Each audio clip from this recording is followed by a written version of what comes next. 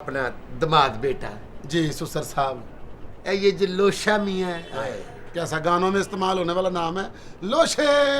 हाय कैसा पश्तो नारे जैसा नाम है बेटा। इसने डिप्टी कमिश्नर साहब के साथ कैसे वाकफियत निकाल ली। ये ना सोचो कि उसने उसको घर बुला लिया, ये सोचो कि अगर वो आ गया तो 5 मिनट के अंदर में घर खाली करना पड़ेगा। हाँ पुत्र, देखो मैं तो अकेली जान हूँ, मेरा क्या, मैं तो 3-4 रातें स्टेशन पर भी सो जाऊंगा।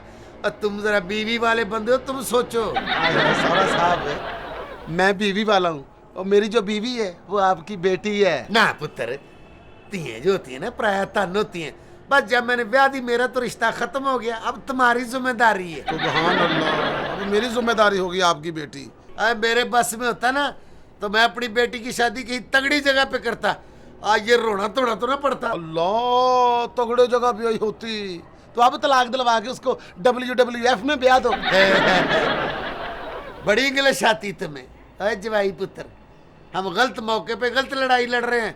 अब सोचना ये चाहिए कि भाई ये गोशा मियाँ है, कैसा मुश्किल नाम है, अनोशा मियाँ, इससे ज्यादा तगड़ी सिफारिश कहाँ से तलाश करें।